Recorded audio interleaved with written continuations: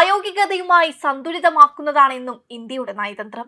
അമേരിക്കയുമായി മാത്രമല്ല, Iran missile drone ആക്രമണങ്ങൾ നേരിടുന്ന ഗൾഫ് അറബ് രാജ്യങ്ങളുമായും ഇന്ത്യക്ക് വലിയ താൽപര്യങ്ങളുണ്ട്.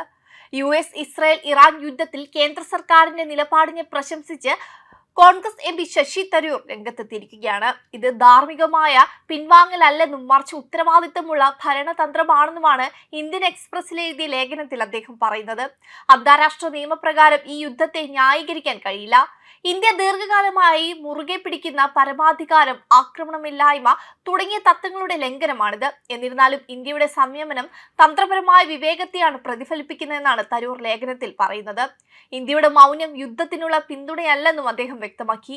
ഇറാൻ പ്രസിഡന്റ് ഹെലികോപ്റ്റർ അപകടത്തിൽ മരിച്ചപ്പോൾ ചെയ്തതുപോലെ ഇറാന്റെ പരമോന്നത നേതാവിന്റെ മരണത്തിലും നാം ഉടൻ അനുശോചനം അറിയിക്കണമെന്നായിരുന്നുവെന്ന് അദ്ദേഹം എഴുതി. എന്നാൽ ഏറ്റുമുട്ടലിനേക്കാൾ മൗനം തെരഞ്ഞെടുത്തതിന് താൻ സർക്കാരിനെ കുറ്റപ്പെടുത്തില്ലെന്നും അദ്ദേഹം കൂട്ടിച്ചേർത്തു. തത്വങ്ങളെ പ്രായോഗികതയുമായി സന്തുലിതമാക്കുന്നതാണെന്നും ഇന്ത്യയുടെ നയതന്ത്രമെന്നും ശശി തരൂർ പറഞ്ഞു.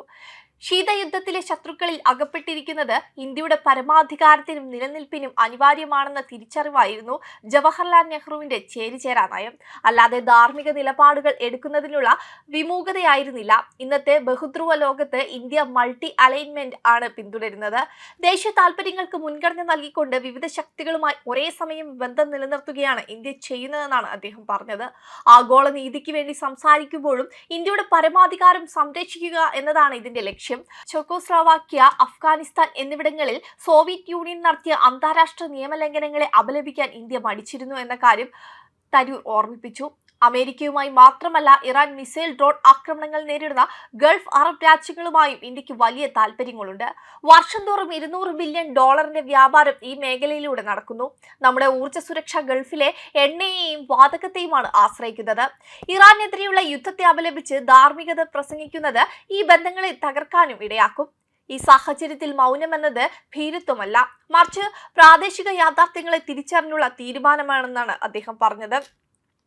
ഇന്നത്തെ അമേരിക്കൻ ഭരണകൂടം അന്താരാഷ്ട്ര നിയമങ്ങൾക്ക് വലിയ മുൻഗണന നൽകുന്നില്ലെങ്കിലും ഡൊണാൾഡ് ട്രംപ് തന്റെ ലക്ഷ്യങ്ങളെ തടസ്സപ്പെടുത്തുന്നവർക്കെതിരെ തിരിയാൻ മടിക്കാത്തയാളാണെന്നും തരൂർ എഴുതി. അതിനാൽ അമേരിക്കയുമായുള്ള തന്ത്രപരമായ താൽപര്യങ്ങൾ അപകടത്തിലാക്കുന്നത് ബുദ്ധിയല്ല. യുദ്ധം അന്താരാഷ്ട്ര നിയമപ്രകാരം അന്യായമാണെങ്കിലും ഇന്ത്യയുടെ മൗനം അതിനുള്ള അംഗീകാരമല്ല. ഏതൊരു ഇന്ത്യൻ സർക്കാരിനെയും താൻ ഉപദേശിക്കുന്നത് ഇതേ സംയമനം പാലിക്കാനായിരിക്കുമെന്നും സംയമനം എന്നത് ശക്തിയാണെന്നും ഭൗമരാഷ്ട്രീയ യാഥാർത്ഥ്യങ്ങൾ തിരിച്ചറിഞ്ഞ് നിലപാടെടുക്കുന്നത് ധാർമ്മികമായ കീഴടങ്ങലല്ല, മറിച്ച് ഉത്തരവാദിത്തമുള്ള ഭരണതന്ത്രജ്ഞതയാണെന്നാണ് തരൂർ MP വ്യക്തമാക്കിയത്. വെബ് ഡെസ്ക് കർമ്മ ന്യൂസ്.